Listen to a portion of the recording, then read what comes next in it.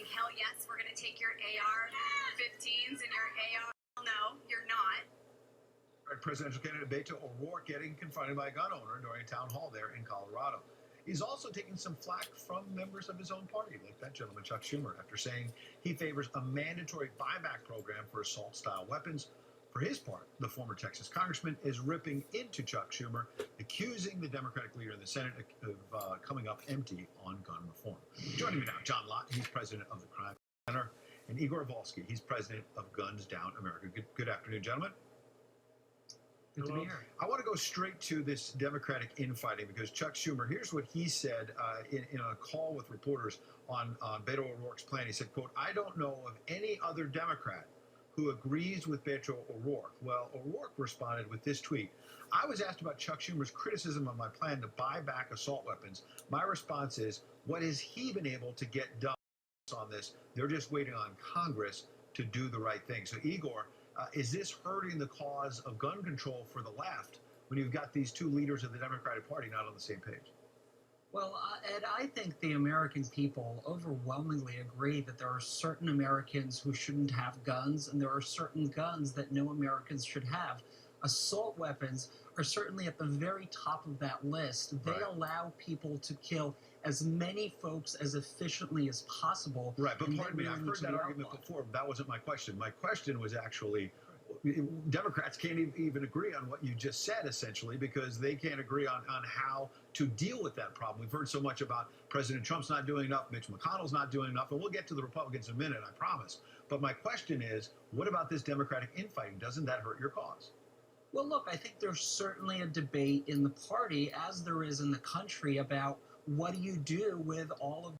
Is the moment that people are discussing the different ideas out there. Beto O'Rourke certainly has a vision.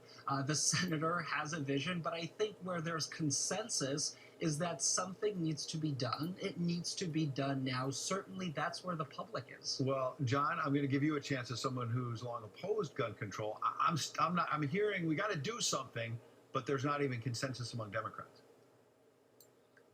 Well, for 20 years, I've wanted to go and do something.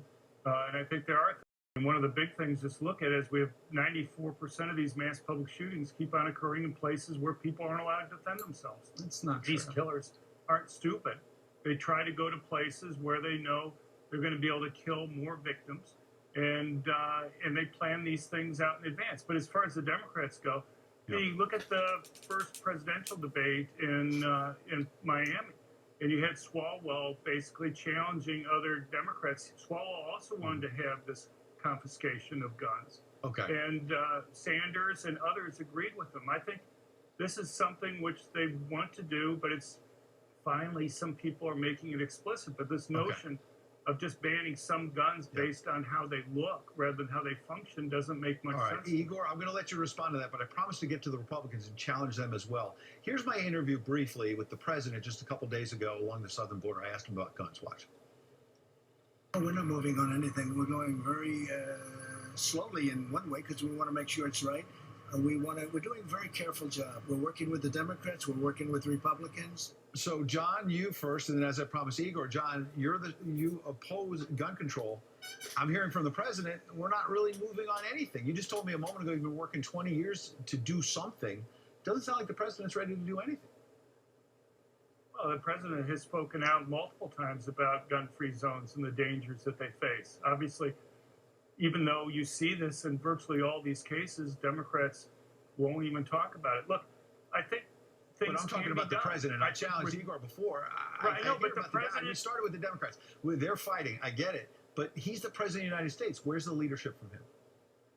Well, he's talking about making changes with regard to universal background checks. From what I understand, he's going to propose some very reasonable changes that are there. One is, we keep hearing that there are 3.5 million dangerous, prohibited people that have been stopped from buying guns because of background checks. That's simply false.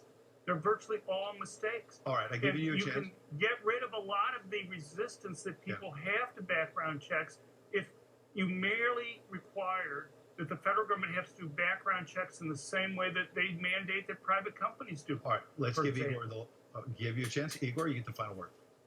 Well, look, I think this president is dragging his feet, and meanwhile, the American people are dying. 100 people die every single day because of guns. There's overwhelming consensus that we need to raise the standard for gun ownership in this country. That means not just background checks, but also gun licensing, gun registration.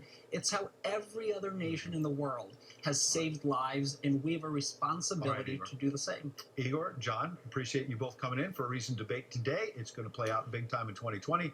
Have a good weekend.